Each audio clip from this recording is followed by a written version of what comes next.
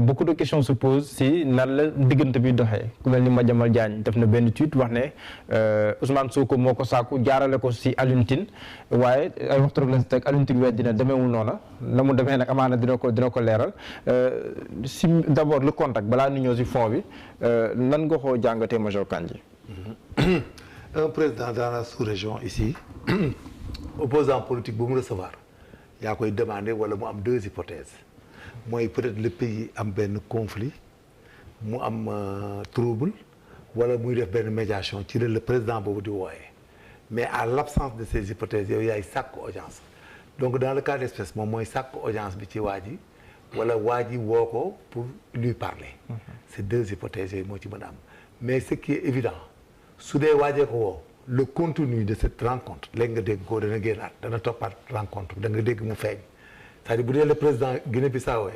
da ko woo il ne l'appellera outre que pour peut-être lui parler wala le mettre en demeure wala lui expliquer wala lui donner des conseils comment on doit faire et quelle est l'orthodoxie dans l'opposition muy une hypothèse mais à part ça moom mooy sàkku gis ko et puis c'est très normal quand tu es opposant dans un pays limitrophe à un autre pays. Si tu demandes une audience au président de l'autre pays, mais il vient, il te reçoit, il te dit encouragez. Vous êtes fait de l'opposition, faites-la avec orthodoxie et continuez à ce que vous faites. D'accord. Mais du loo xam ne am na benn importance en matière de politique parce que c'est logique. Pays boo dem dafa am deux hypothèses yi ma wax moo ciy nekk mooy lorsqu'on fait la médiation c'est-à-dire l'approche de résolution d'un conflit interne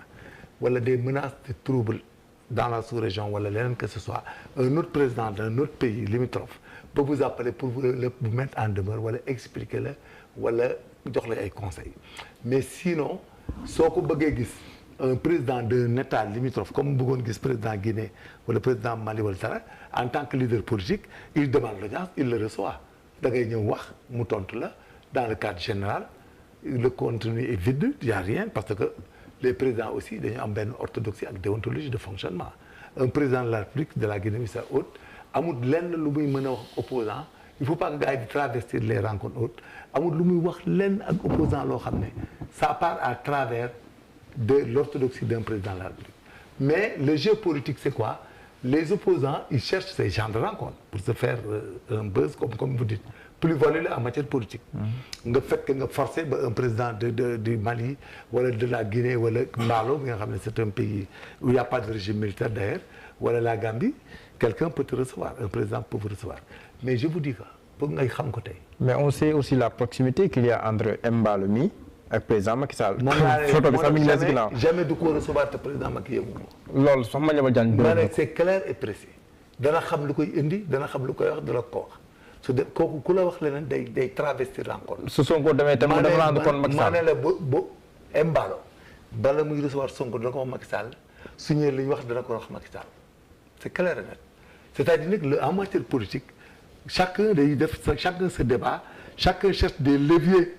de similitude et de simulation mais il y a pas de soutenance de Mbalo envers lui. Il a demandé l'audience ou bien Mbalo l'a appelé deux hypothèses là tel que soit avant pendant et après le président de la République Macky Sall a été mis au courant. D'accord ban jàngat nga def si diggante Sonko Mbalo ak rencontre bi da nga ko gisee.